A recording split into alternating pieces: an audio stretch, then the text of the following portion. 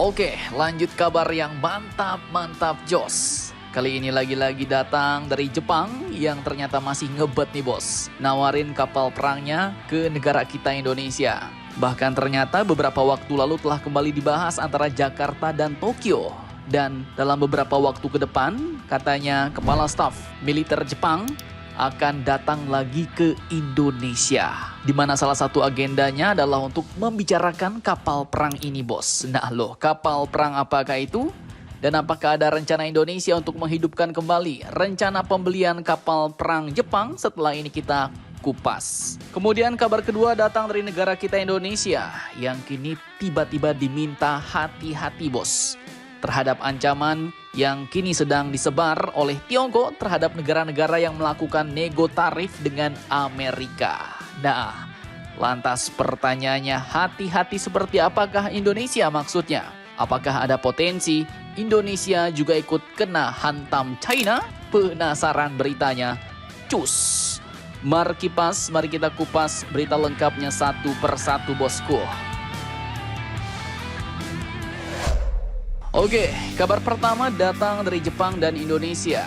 Jadi admin kutip dari Japan News, hasil wawancara baru-baru ini, Japan News dengan Duta Besar Jepang untuk Indonesia yaitu Bapak Heri Akmadi melaporkan bahwa pembicaraan antara Tokyo dan Jakarta mengenai potensi pengembangan dan produksi bersama kapal perang frigat canggih untuk TNI Angkatan Laut kini masih terus berlanjut bos. Bahkan sudah di tingkat pemerintahan tertinggi. Dikatakan bahwa setelah Perdana Menteri Shigeru Ishiba dan Menteri Pertahanan Jenderal Nakatani membahas masalah ini dalam kunjungan terpisah ke Jakarta awal tahun 2025 ini, topik tersebut katanya juga akan menjadi agenda utama saat perwira berseragam tertinggi dari pasukan bela diri Jepang yaitu Kepala Staf Yoshihide Yoshida datang mengunjungi Indonesia pada akhir bulan ini bos. Nah loh, jadi katanya dalam waktu dekat ini ternyata Kepala Staf Militer Jepang, Mr. Yoshihide Yoshida akan datang lagi ke Indonesia. Dan salah satu agenda utamanya adalah untuk menyodorkan kembali kapal perang Jepang ke Indonesia. Nah, lanjut lagi, dilaporkan oleh Japan Times bahwa upaya untuk mendapatkan dan memproduksi bersama varian frigat kelas Mogami Jepang yang telah disesuaikan kini tetap menjadi prioritas bagi pemerintahan Presiden Indonesia Bapak Prabowo Subianto, kata Bapak Ahmadi.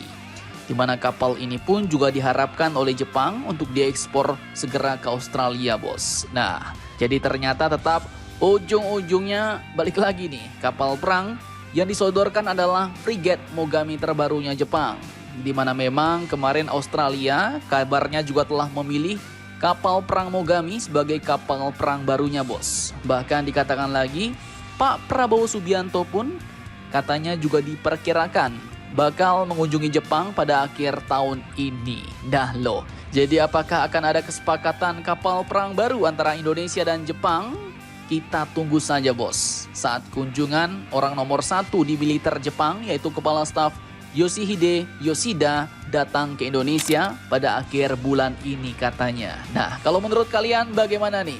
Ambil atau ora kapal perang Jepang? Silahkan kalian cocor-bacor di kolom komentar.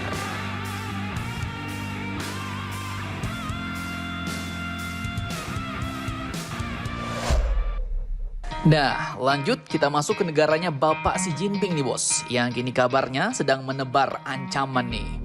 Mereka menebar ancaman kepada setiap negara-negara yang melakukan nego tarif dengan Amerika tapi malah merugikan China. Dan negara kita Indonesia pun kini akhirnya diminta hati-hati bos. Oke, admin kutip dari sumber berita berikut, Beijing pun kini disebutkan telah menyiapkan balasan kepada negara-negara yang dicapnya sebagai pengkhianat. Nah, pengkhianat di sini dalam artian adalah negara yang berhubungan baik dengan Tiongkok, tapi demi Amerika, mereka kini malah mengorbankan hubungan mesranya dengan China, bos. Tak main-main. Juru bicara Kementerian Perdagangan China dalam pernyataannya telah menyatakan bahwa tindakan balasan akan diberikan kepada negara yang melakukan negosiasi dengan merugikan negeri tirai bambu. Di mana merugikan yang dimaksud dalam hal ini misalnya adalah mengurangi porsi dagang dengan Beijing atau mengalihkannya ke Amerika agar besaran tarif impornya diturunkan sama Paman Donald. Nah, jadi gini bos, misalnya nih contoh ya, kalau misalnya selama ini kita impor bahan baku kain, tekstil dari Tiongkok, nah kini demi nego tarif dagang Amerika, kita malah alihkan impor itu ke Amerika. Nah itu yang Tiongkok nggak mau bos. Tiongkok bahkan memperingatkan negara-negara mitra agar tidak lembek dan tidak tunduk menghadapi perang tarif Donald Trump. Sebab pendekatan lunak yang direncanakan hanya akan sia-sia dan merugikan banyak pihak, ujarnya. Nah, terkait masalah ini, negara-negara yang dihantam tarif seperti Indonesia pun akhirnya menghadapi posisi sulit, bos. Ancaman tidak hanya dari Amerika, tapi kini dari sisi yang lain, China pun lagi melotot nih ke arah kita. Awas katanya, awas aja kalau sampai-sampai kita merugikan negara mereka, bos. Lantas kini beberapa pakar pun menyarankan Indonesia untuk melakukan hal-hal ini. Nah, yang pertama, dari analis senior Indonesia Strategic and Economic Action Institution, yaitu Roni Pesasmita mengatakan sebagai negara berkembang, terlebih Tiongkok maupun Amerika adalah sama-sama mitra dagang utama Indonesia. Dan posisi Indonesia kini memang cukup sulit, bos. Pemerintah pun disarankan harus hati-hati dalam mengambil keputusan dan memastikan tidak memihak. Beliau katakan, jadi pilihan bagi Indonesia, misalnya nego to make a new deal sama Amerika yang tidak merugikan China gitu. Jadi pelonggaran impor untuk produk dari Amerika, saya pikir bukan produk yang memang diimpor dari China. Menurutnya, pemerintah harus pintar memilih mana yang memang produk yang sangat dibutuhkan dari China, Amerika, dan negara lain. Bila pun ada pergeseran perdagangan, maka tak boleh mengganggu produk yang berkaitan dengan kedua negara yaitu Amerika, China. Beliau jelaskan, jadi ini pilihannya memang semacam mendayung di antara dua kapal besar.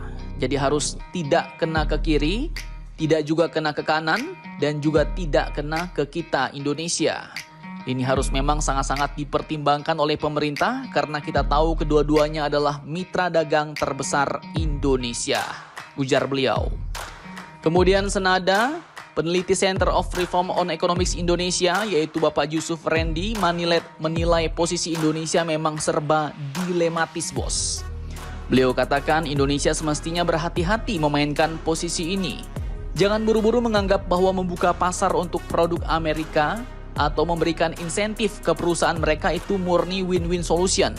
Jadi kita perlu kalkulasi yang matang soal potensi dampaknya ke hubungan kita dengan Tiongkok, ujar beliau. Nah, jadi intinya negara kita kini diminta hati-hati, bos. Jadi harus main cantik. Jangan sampai kebijakan yang diambil Indonesia untuk nego dengan Amerika malah jadi merugikan China. Sehingga ketika kita aman dari ancaman Amerika, dari samping malah kena seruduk pula sama China, ya kan? Nah, jadi bagaimana menurut kalian tentang hal ini? Jangan lupa komentar, tetaplah kalian barbar dan jangan santuy terus. Demi Indonesia tangguh, salam Indomax Indo Magazines.